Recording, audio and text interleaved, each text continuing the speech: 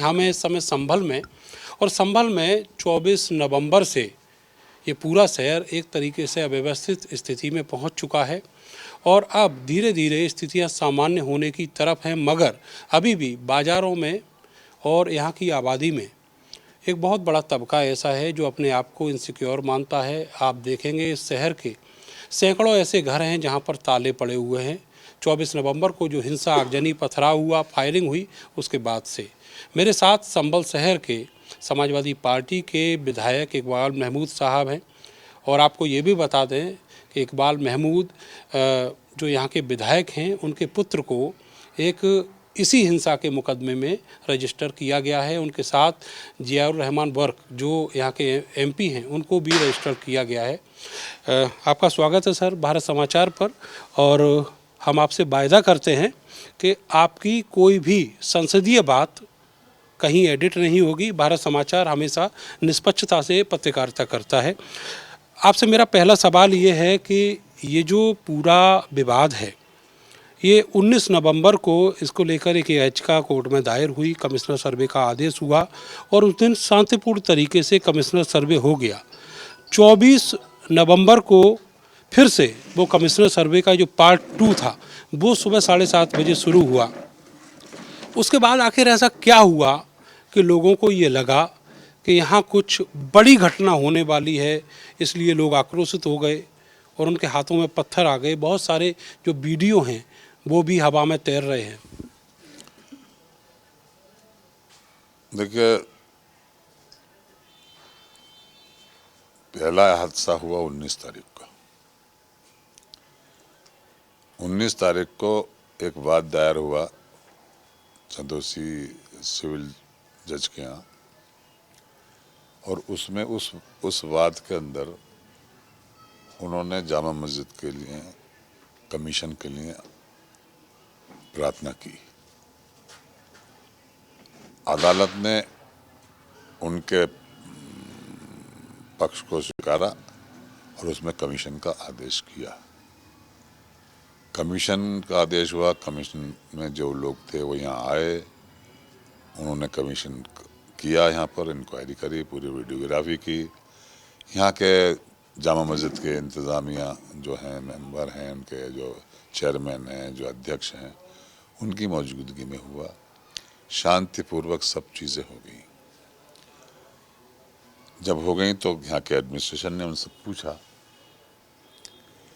कि अब आपका पूरा हो गया सर्वे?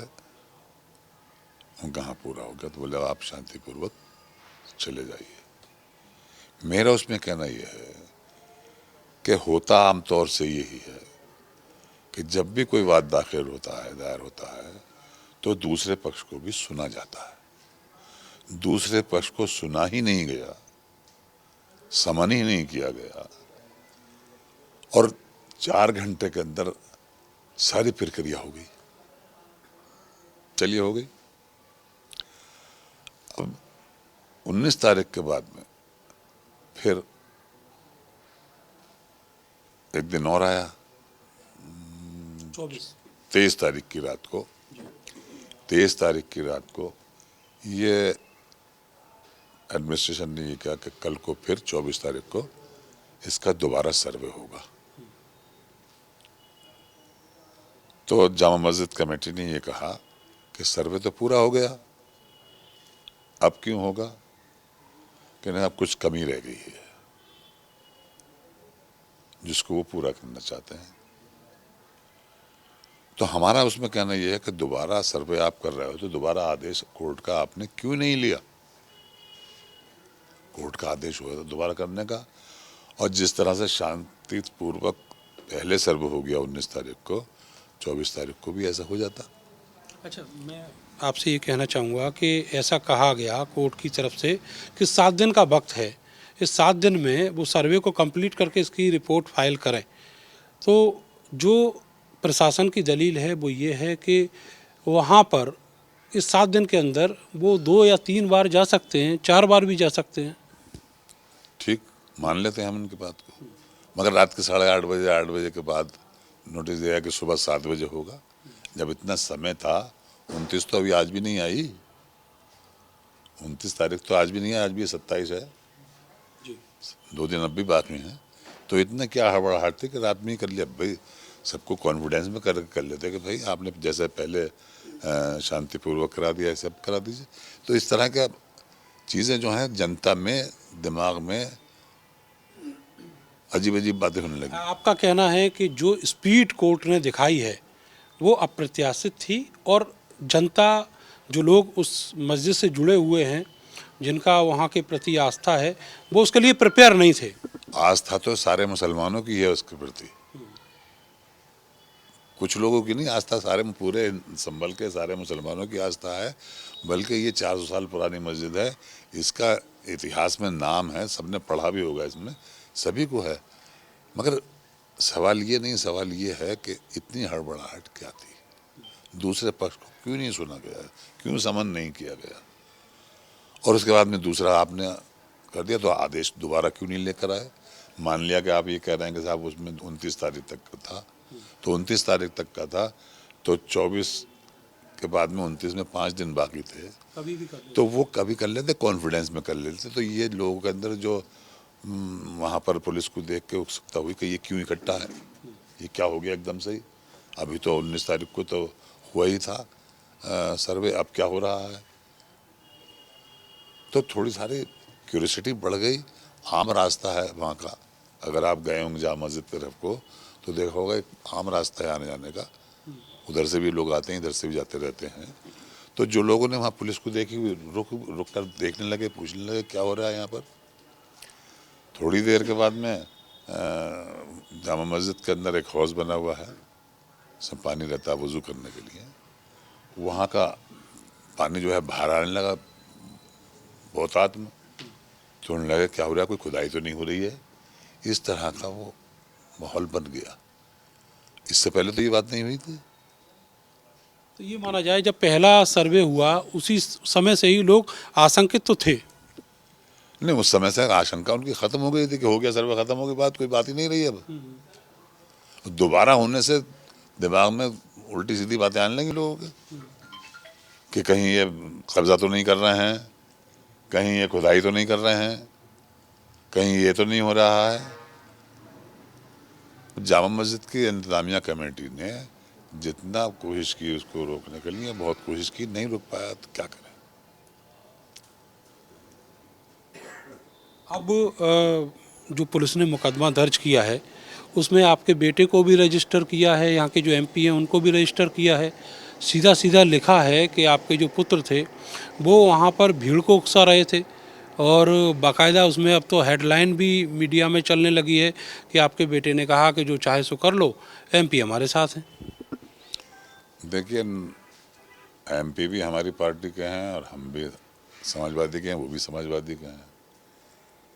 ये इस तरह की बातें करना अच्छा नहीं लगता। हमारा आपस में मेल है, जोल है, कोई इस तरह की बात नहीं। एमपी हमारे साथ हैं, सब कुछ कर लेंगे हम, क्या मतलब गैर कानूनी काम कर लेंगे। अब मैं उनके साथ हूँ तो वो गैर कानूनी काम कर लेंगे, ये सब भ्रम है। आप उसका कोई वीडियो फुटेज दिखाइए, उसके बताइए कि उन्होंने ये कहा, ये कहा, बिना आप हवा में ही बातें कर रहे हो कि उन्होंने ये कह दिया, उन्होंने ये कह दिया। सबूत भी तो होने चाहिए ना। अच्छा, आपके बेटे क्या वहाँ पर उस समय मौजूद थे जब वहाँ भीड़ इकट्ठा हुई, आक्रोशित थी? नहीं, कोई फुटेज नहीं मिल सकता, कोई फुटेज नहीं मिल सकता। कहाँ थे वो? वो जामा मस्जिद के जो चेयरमैन हैं उनके घर थे। जफर अली साहब के घर थे? तो उनका घर तो सर वहीं आसपास बताया जाता है। देखिए, आपने अगर आप देख लीजिए जाकर वहाँ पर मौके पर, जामा मस्जिद के 2 गेट हैं। एक गेट की तरफ के 30-40 सीढ़ियाँ हैं ऊपर जाने के लिए, एक में दूसरी साइड वाला जो है वो ढाल है, वहाँ पर उसकी तरफ को है। उस ढाल की तरफ जो जगह है उसके सामने मैदान पड़ा है, वहाँ पर हमारे वो चेयरमैन जामा मस्जिद के मशहूद अली फारूकी रहते हैं। उस तरफ कोई भी बात नहीं हुई, ना कोई आदमी थे, ना कुछ था, ना कुछ था। जो कुछ भी हुआ वो जामा मस्जिद की सीढ़ियाँ जो हैं उस साइड में ही हुआ, जो कुछ भी हुआ उस साइड में वो नहीं था। अच्छा, ये तो बात रही आपके पुत्र की, जो सांसद जी हैं। उसने तो और बताया आपको 19 तारीख के अंदर, 19 तारीख को जब ये सर्वे हो रहा था वो वहाँ था, मौके पर था वो, अंदर मस्जिद अंदर मस्जिद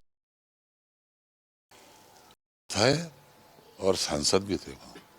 सर, क्या उस दिन दोनों लोगों को कॉन्फिडेंस में लिया था पुलिस ने और प्रशासन ने? कॉन्फिडेंस की बात तो मैं नहीं कह सकता कि लिया या नहीं लिया, बहरहाल उन्होंने जितना सहयोग किया और जितना वहाँ पर लोग थे उनको किया, उसकी प्रशंसा एडमिनिस्ट्रेशन ने हमसे की कि सोहेल ने बहुत सहयोग किया और हम लोग बहुत उसके काम से बहुत संतुष्ट हैं, बहुत अच्छा किया और कोई बात ऐसी नहीं हुई जिससे हमें कोई परेशानी आती।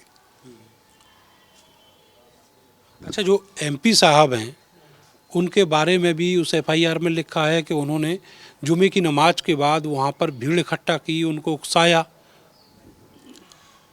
अब आप उनका वीडियो देख लीजिएगा, उनका वीडियो देख लीजिएगा, उसमें उकसाने की बात है, काय की बात है, मालूम हो जाएगी आपको। मैं तो था नहीं,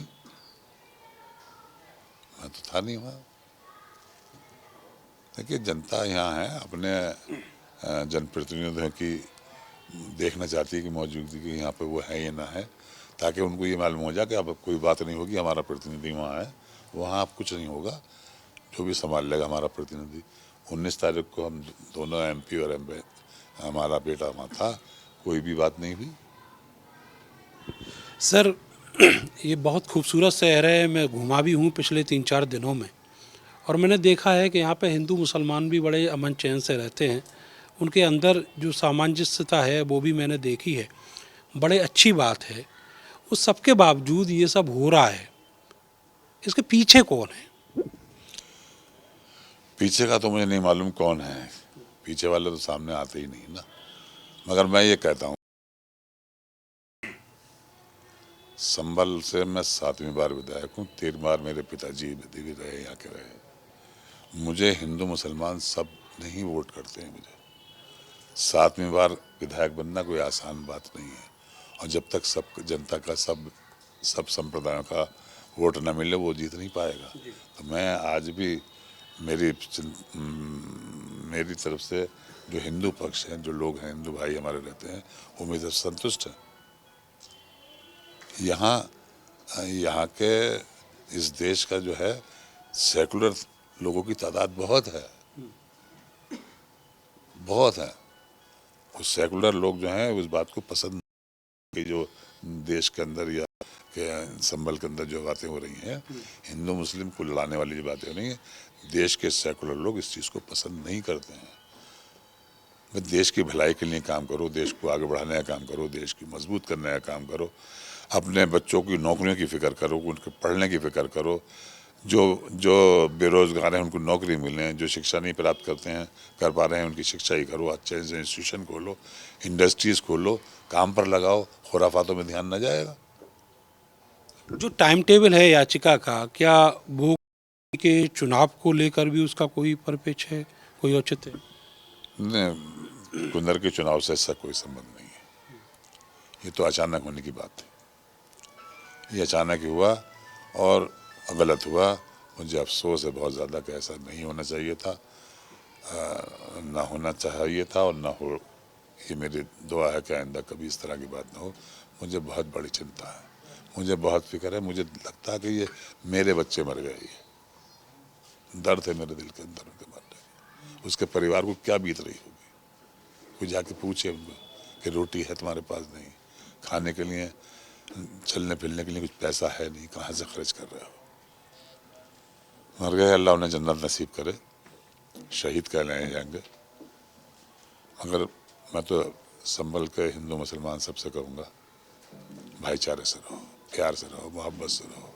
ये लड़ाई कोई हिंदू मुस्लिम नहीं थी, ये हिंदू मुस्लिम लड़ाई नहीं है, ना पुलिस से लड़ाई है। फिर तो अचानक ही एक बात पैदा हो गई। देखिए, पुलिस से कोई लड़ सकता है? कोई नहीं लड़ सकता। पुलिस से कोई नहीं लड़ सकता। पुलिस को लड़के पुलिस को भी मान लोगे तो फिर फौज आएगी, किस किस से बच जाओगे। जानता है सब पुलिस से हम नहीं बच सकते हैं, तो पुलिस से नहीं लड़ सकते। ये तो अचानक ऐसा कुछ हो गया जिसकी वजह से ये हादसा हो गया। वरना हमारे यहाँ के सब लोग जो हैं देश से, अपने मुल्क से, अपने शहर से सब प्यार करने वाले हैं और इस भाईचारे को बनाने की जिम्मेदारी दोनों की है, दोनों निभा भी रहे हैं। मेरा आखिरी सवाल आपसे ये है कि इस पूरे प्रकरण में सरकार जो है अब जिनको बलवाई मान रही है उनके चेहरों को सार्वजनिक करेगी, चौराहों पर उनके ऊपर इनाम घोषित किए जाएंगे, उनसे सरकारी और निजी संपत्ति को जो नुकसान हुआ है वो वसूला जाएगा। इस पूरी भूमिका को आप किस तरीके से देख रहे हैं? नहीं, सही है ये तय किया है इन प्रशासन ने कि उनकी एक्टिविटीज़ को हम देखेंगे। फ़ोटो हमारे पास हैं, सारे वीडियो हैं।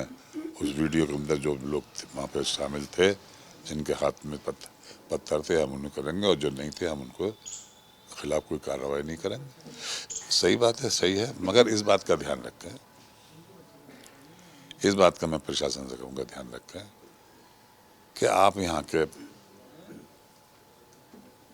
मुख्यमंत्री हो इस संभल के, सब यहाँ को आपके एक्शन से किसी को ये ना मालूम हो कि हमें जानबूझकर परेशान किया जा रहा है। देखिए, उस दिन आंसू गैस के गोले छोड़े गए। जब आंसू गैस के गोले छोड़ते हैं तो ऑटोमेटिकली नाक के ऊपर हाथ जाता है, कपड़ा रखना पड़ता है। अगर उनको आप नकाबपोश कहोगे तो ये अच्छा नहीं होगा। ये जो आपकी अपील है प्रशासन से, इससे तो आप भी पीड़ित हो। आपके बेटे का नाम उसमें लिखा गया है जबकि आप उसको बेगुनाह मान रहे हैं। नहीं, मैं तो ये कहता हूँ कि मैं इस आधार पे बेगुनाह मान रहा हूँ उसको कि 19 तारीख को जब वो वहाँ पे जामा मस्जिद में था तो उसने, उस वक्त भी भीड़ अच्छी खासी थी बाहर, कोई बात ऐसी नहीं हुई। प्रशासन ने हमसे हमारे बेटे की तारीफ की। और आपको मैं ये भी बता दूं कि मैं इतनी लंबी राजनीति के अंदर मेरे पर आज तक एक एनसीआर भी नहीं है। प्यार बांटते हैं, प्यार देते हैं, प्यार लेते हैं, नफरत नहीं फैलाते। सुहेल का जो नाम आया है मुझे पता नहीं क्यों आया, मगर अगर कोई फुटेज में वो दिखाएं कि ये आपका बेटा यहाँ मौजूद हैगा, इस झगड़े में ये था, ये बोल रहा था, तो मैं उसको दोषी मान लूंगा। लेकिन विधायक जी, एक बहुत प्रैक्टिकल सवाल है। आप प्रभावशाली हैं, आप विधायक हैं, आप अपने बेटे की बेगुनाही के लिए उनसे सवाल कर सकते हैं। आम आदमी की क्या हैसियत है, वो अगर बेगुनाह भी है और वो सवाल कर ले? ना, नहीं है। तो फिर उसकी तरफ से कौन खड़ा होगा? हम खड़े होंगे जब नॉर्मल हालात होंगे तो हम बात करेंगे उनके लिए भी। अब ये तो हालात नॉर्मल नहीं थे परसों तक, आज कल से शुरू हुए हैं और परसों ही इन्होंने चालान कर दिए उनको पकड़ के रात में।